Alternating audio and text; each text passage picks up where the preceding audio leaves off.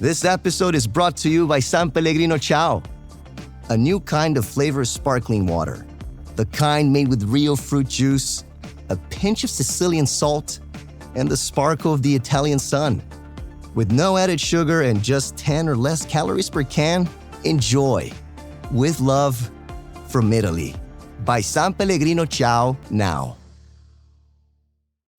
I just Mailchimped my marketing. You Mailchimped your what? I Mailchimped my marketing with AI to create an effective marketing campaign in minutes. No, Mailchimp and Way. Yes, Mailchimp and Way. Now I can hyper-personalize my campaigns across email and SMS. You can do all that with Mailchimp? What did I just Mailchimp and say? Mailchimp your marketing with the #1 AI-powered email marketing and automation platform, Intuit Mailchimp. #1 based on publicly available data on competitors' customers. Plans vary. SMS available as add-ons. Visit Mailchimp.com.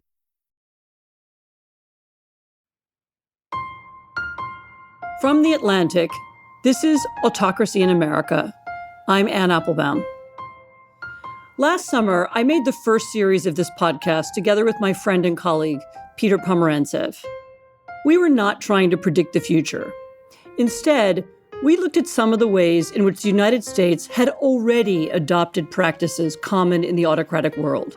My nightmare is that fascism comes to America, but it's marching under the banner of freedom. We talked about the use of violence and intimidation in politics. It's a little bit like the Eye of Sauron, with that when it's turned on you, you feel it. You get a lot of ugliness directed your way.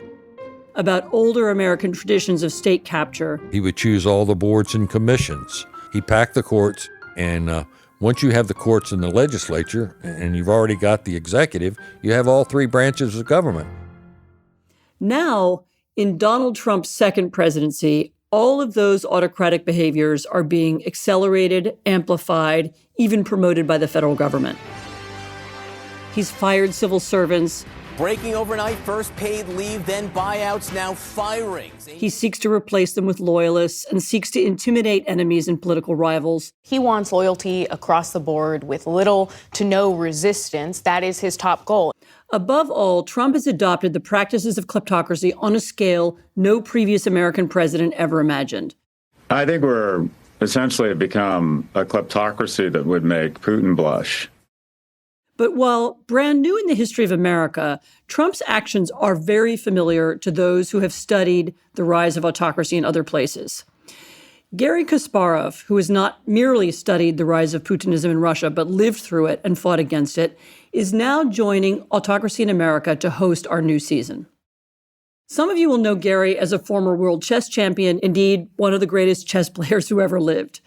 But Garry also has a long record opposing the rise of Putinism well before it was fashionable. So at a moment when Western companies were still piling into Russia, when democratic leaders allowed Russia to host the G8 summit in St. Petersburg, Garry told a really different story. I looked up something that I wrote about him in 2007, and I found this quote. This is something he wrote in the Wall Street Journal. He said, "Russia is in a moment of crisis, and every decent person must stand up and resist the rise of the Putin dictatorship." As I noted at the time, this was a pretty lonely view. It was not shared in London, where I lived at the time, and there wasn't even that much reaction in Russia, although an angry fan did hit him over the head with a chessboard. And Garry, who's now with us, said, "I'm lucky the national sport of the Soviet Union is chess, not baseball." Garry, welcome. Thank you very much, Anne, for reminding me about this very precarious moment, because this angry fan was, of course, on Kremlin's payroll. Since the moment when he hit me with a chessboard, immediately appeared online. So the videos were made from two different angles. So somebody was waiting for the moment. I guess they wanted me just to get crazy and just to hit him and to ask my bodyguard to attack him. But I decided to keep my calm, which was not easy. But again, thanks God it was not a baseball bat. So I'm really happy just to continue the program. And I think it's probably worth, just reminding the audience that, first time we met and worked together, it was 10 years ago.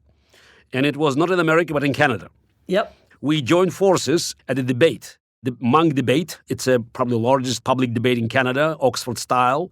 So we faced 3,000 people, and the opposition was Stephen Cohen, a pro-Putin U.S. scholar, very famous, and Vladimir Posner, who has been working for Soviet propaganda since, I think, 1961, before we were born.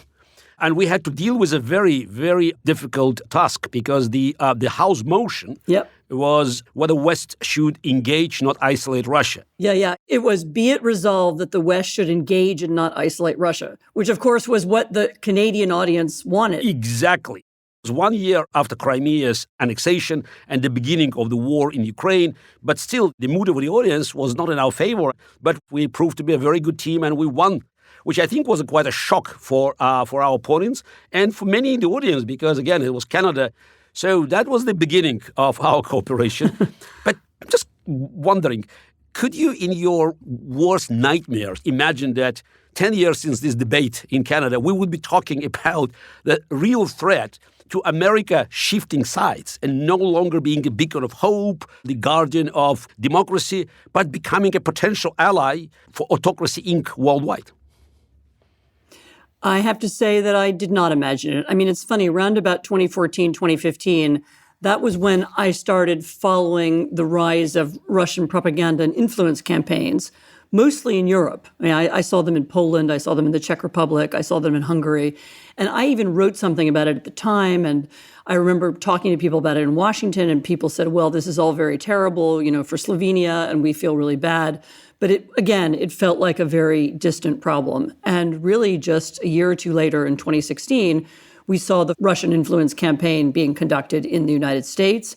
And since then, the gradual accumulation of, as I said, these authoritarian practices and behavior in American politics. And we are now at a point where it doesn't sound crazy to talk about the Putinization of America or the rise of Russian-style kleptocracy in America. So it's been a really extraordinary decade. I mean, it's really been one in which the United States has gone from one polar opposite, from a symbol of, it's not just democracy might even be the wrong word. I mean, it's about the rule of law. It's about transparency. It's about accountability. It's about Americans believing in freedom and Americans having allies and being part of this network of other rule of law countries in the world. And we've gone from that to being a really rogue power, which seeks to break up all of our alliances and maybe instead do deals with dictatorships. As I said at the beginning, you were an early observer of the changes in Russia that created the system that we saw today. Tell me, when you look at the first months of the second Trump administration, do you see something similar? What's setting off alarm bells in your head? The similarities are really frightening. It's a creation of classical oligarchy. And I think that many Americans, they got confused because they believe that any rich person who is buying influence is an oligarch. But by my classification, when you look at Putin's Russia, you should disregard as the simple spread of this word for any rich man. Rockefeller, Carnegie in the past, JP Morgan, or now we just have Bezos, Zuckerberg. I still wouldn't call them oligarchs because while they buying influence, clearly, so that's what happens in any representative democracy, they are not involved in the decision-making process. What we saw with Musk and Trump, it's basically creating money and power. It's like centaur in the same hands. That's what Putin did. So it's a gradual merge or synergy between those who control money and those who directly making decisions. It's not about trying to find, buying favors from Democrats or Republicans. It's basically sticking to one group of people that are under your control and making decisions. Also, Trump's statements to my trained ear, this is loud and clear, he disregarded the Democratic opposition, basically saying, I can rule only relying on Republican votes. That's a proclamation of one-party system. I mean, we can definitely give Trump credit for being very consistent. He has been pushing through his agenda, ignoring the laws of the land, and always, just trying to bully people. That's also a typical sign of this early oligarchy, where you don't have resources to go against everybody, but you pick up few best targets, and you go after them, and the rest has no choice but to obey, unless they want to feel the power of dictator's wrath.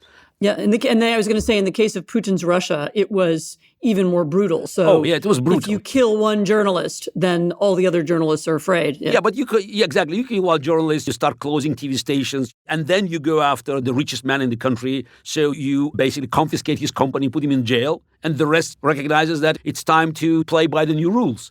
So again, Trump is facing much tougher challenge because American democracy has 250 years, even if we do not count the colonial years that also had the rule of law as a basis for society. Russia, it's never experienced the long period of a law and order in its normal democratic terms. But still, certain things are just have to ring the bell. It's an alarm. When they say, it's urgent, there's a mandate. The president had a mandate, we have to push through, and if judiciary is standing in the way, hell with them.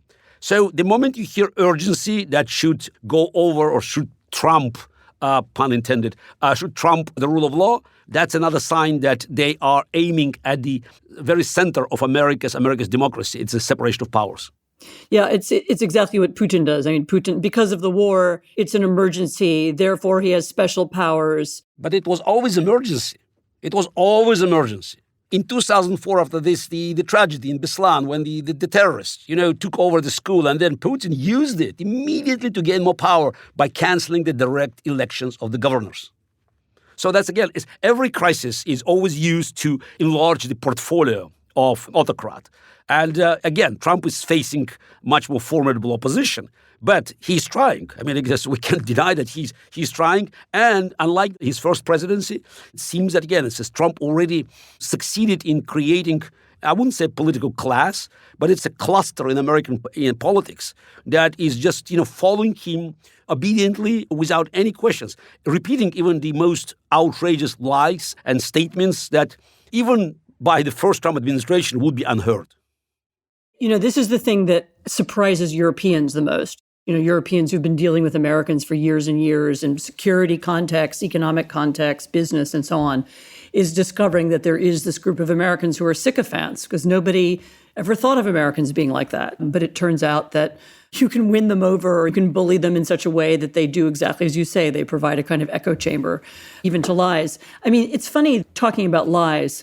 What's also surprising to me is the way in which the Trump administration, Trump himself, use lies in the way that dictators use them. In other words, Trump isn't trying to, for example, as the Soviet Union once did, he's not trying to create a false story about reality that, if we all work together and cooperate, then eventually we're going to build communism. It's a really different... Yes. No narrative, no fixed narrative. Absolutely.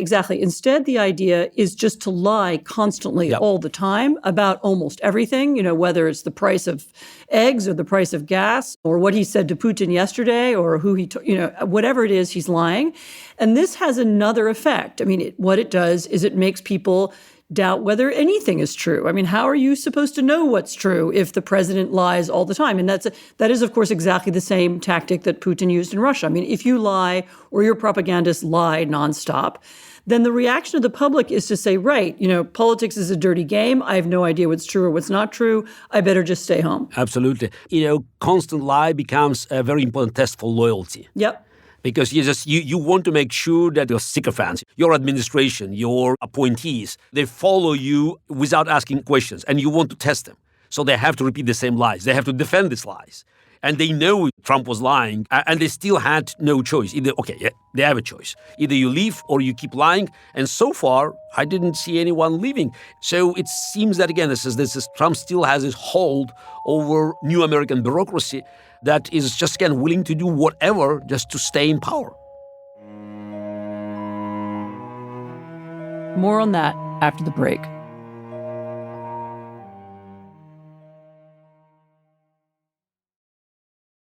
Hey, it's Ryan Reynolds here from Mint Mobile. Now, I was looking for fun ways to tell you that Mint's offer of unlimited premium wireless for $15 a month is back.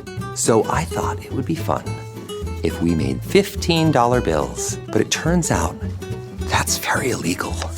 So there goes my big idea for the commercial. Give it a try at mintmobile.com/switch. Upfront payment of $45 for 3-month plan equivalent to $15 per month required. New customer offer for first 3 months only. Speed slow after 35 gigabytes if network's busy. Taxes and fees extra. See mintmobile.com. At Strayer University, we help students like you go from, is it possible, to anything is possible. by offering access to up to 10 no-cost gen ed courses, so you can reach your goals affordably and fast. Visit strayer.edu to learn more. No-cost gen eds provided by Strayer University affiliate Sophia. Eligibility rules apply. Connect with us for details. Strayer University is certified to operate in Virginia by Chev and has many campuses, including at 2121 15th Street North in Arlington, Virginia.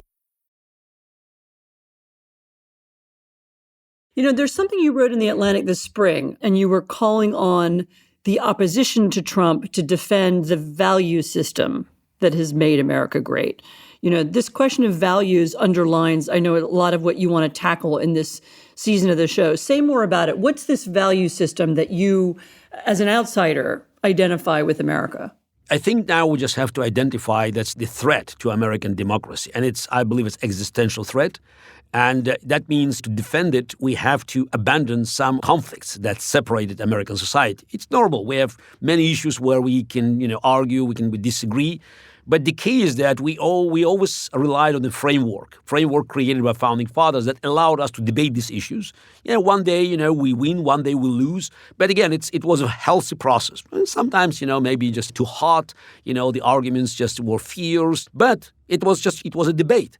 So it seems now that this framework is in great danger. It's time to get together to fight for these constitutional values. That's something that made America America.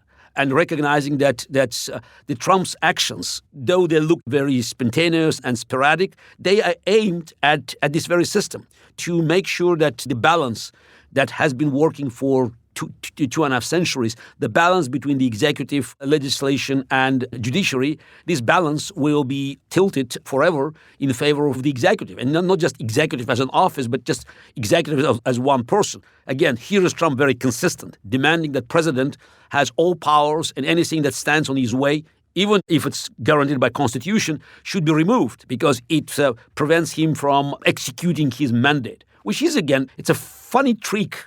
Because at the end of the day, Trump acquired these powers going through the system that created this mandate.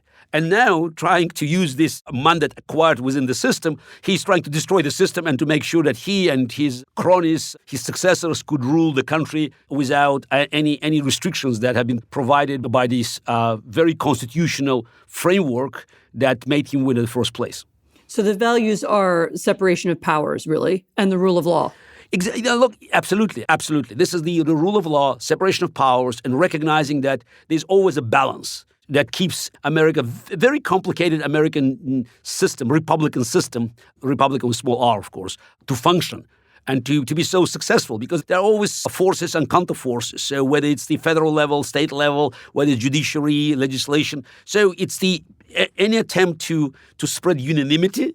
So that's what is a real existential threat to American Republic. It's just, quite ironic. It's next year will be 250th anniversary of Declaration of Independence.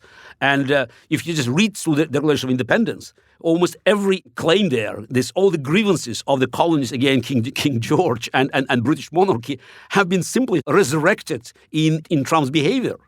It's funny, actually, I reread the Declaration of Independence too recently. And there's something about tariffs, there's something about sending people abroad to be imprisoned and, very... Exactly. Absolutely. Yes, absolutely.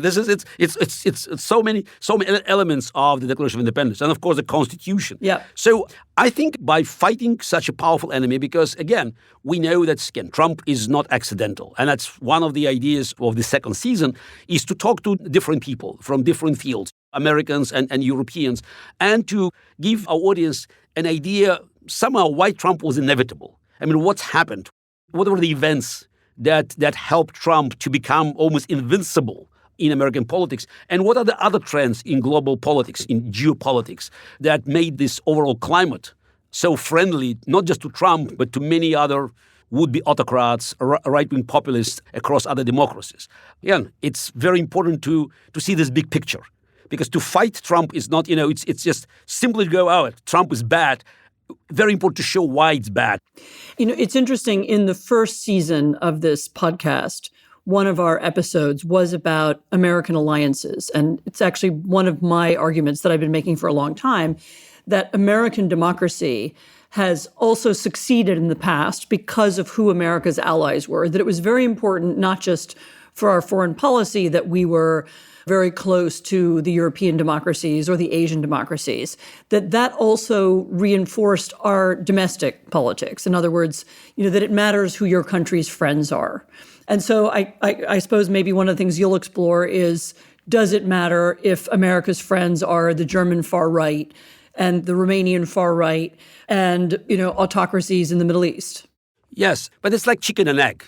So it's whether these alliances embolden Trump or, the Americas change from within help Trump to build these alliances. So I think it will be wrong to actually oppose Trump without understanding all these underlying currents, all the factors that made Trump and Trump's phenomena, both domestically and internationally, such a powerful threat, not just to American democracy, but to democracy worldwide. And of course, Putin, as we know, he's very happy to support whoever. So he's happy with Marine Le Pen in France, but he's also happy with Mélenchon, with far left. Of course, AfD, Alternative for Germany, is his biggest bet in German politics. But Russia was not shy of supporting Die Linke and the newly built Sarah Wagenknecht, also far left groups. So for me, it indicates the collapse of traditional left-right balance that has been, in place for probably nearly a century. And I will talk about it throughout the new series. But do you think, Anne, it's a legitimate, this issue just to recognize why this right-left, or center-right, center-left equilibrium that served us for so long is no longer, protecting us against the rise of authoritarianism? Yeah, no, I think it's indicative of something even bigger, which is that politics, which for such a long time was about policy. In other words, what were the center left and the center right fighting about? They were fighting about the size of the state and whether taxes should be high or low and whether we should have state health care or private health care. And those were the subjects of politics and the subjects of political debate. And what's happened over the last decade, partly thanks to the change in the nature of online information, partly thanks to the way that social media has reordered our conversation and made it more emotional and angry and divisive. Those things aren't central to politics anymore. And instead, politics is about these very existential issues, cultural ideas, a national identity, other kinds of identity, issues where there's much less area for compromise and where there's much less that the different various parties can do together. I mean, so if you have an argument about taxes, you can find a compromise between the center left and the center right. If your argument is, who are Americans and should people of only one skin color get to be Americans? And if people come from another country and they don't come through the border in the right way, they should be expelled or not expelled. I mean, those are much more existential issues and there's very little area of compromise. You also have the rise of political movements that challenge the system itself. And this is, of course, something that I think happened over the last 4 years after January the 6th. Really, all of the extremists in America, and this happened in other countries too for different reasons, gathered around Trump. So people who believed that there shouldn't be a democracy in America, there should be a kind of CEO who runs politics. That was a kind of tech authoritarian idea. People who believe that America shouldn't be a secular state, it should be a religious state. That's the Christian nationalist idea. And a series of people who were on the extremes of politics were drawn to him and drawn really the center of political life. And they have now redefined political debate. And as I said, political debate is not anymore about practical policies that people can understand. Instead, it's about these central, should Harvard exist? Or do we want science? And it changed the nature of debate altogether. And of course, one of the things that has been very slow to happen is that the center, meaning the center left and the center right, failed for a long time to understand that the rules of debate had changed. So they went on squabbling with one another. You can actually see it right now in Germany, and they're the German coalition, which is a center-right, center-left coalition. They went on squabbling about the things that divided them, failing to see that there was a threat from people who wanted to change the nature of the system altogether. So what we really have now is the pretty existential argument between liberal democracy, small L liberal, small d democracy, and an authoritarian system run by an executive who is not controlled by the rule of law. That's actually the real debate we have right now. But it's taken a long time for the rest of the political world to understand that and catch up with it, and to understand that in order to defeat the appeal of the autocratic world, we need different kinds of coalitions. But that also includes international coalitions because, Yes. when we use the word existential regularly, but the most existential battle between the force of tyranny and freedom now is happening in Ukraine. This is it's literally the battlefield where the force of Autocracy Inc., led by Putin's dictatorship, they launched the most blatant invasion of the country, and it's much bigger than just an attempt to redraw the borders. It's a challenge, open challenge to the existing world order. Probably it's no longer existing. It's collapsing, the liberal world order that we used to live in for decades. The outcome of this battle, the outcome of this existential mortal combat will probably, most likely, will decide the future of humanity and future of freedom worldwide for decades to come.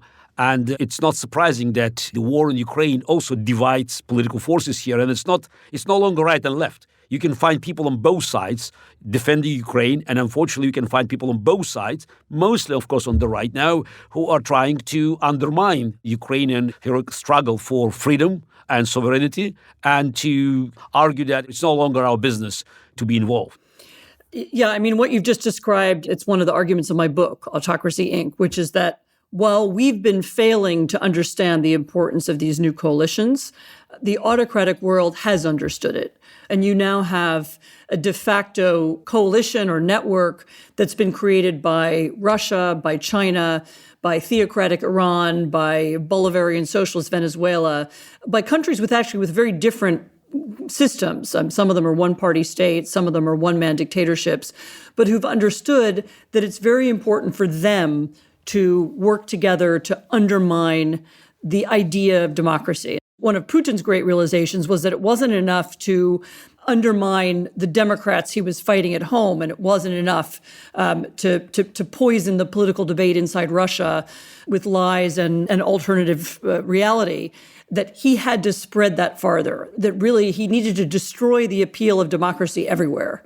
And part of the purpose of the invasion of Ukraine was to show that there's no sense or purpose to having a democratic revolution of the kind that took place in Ukraine, that democracies are doomed to failure, and that they can be defeated by a much more brutal, a much angrier form of autocratic power. So, absolutely. So that's why I will do my best throughout episodes of this second season, is to show this connection. When you have Ukraine, you have the collapse of the traditional center-right, center-left coalition, also the rise of AI, and how AI has been playing a role in this fake news industry and these new attempts of the tech bros to take control of the political system and electoral process. So it's looking at the big picture and hearing the voices from the Baltics to the United States. So people who are experts, who have a great experience in their field, to go to the roots of this global Trump phenomena and find, just throughout this conversation, find the best way for us to get together and win the battle. And that means voices from all over the political spectrum. People who disagree about many things, but have in common the desire to protect democracy. Because again, it is an existential threat, which requires just this total mobilization of our forces if we want to preserve what was given to us 250 years ago. So it sounds to me like this show is in very capable hands, which I'm delighted to hear. Tell me, what's the first conversation? It seems that the best one to begin with, to set the table for us about an American electorate gone amok with both apathy and partisanship. And we'll talk with an excellent pollster and someone I know for many years, Frank Luntz.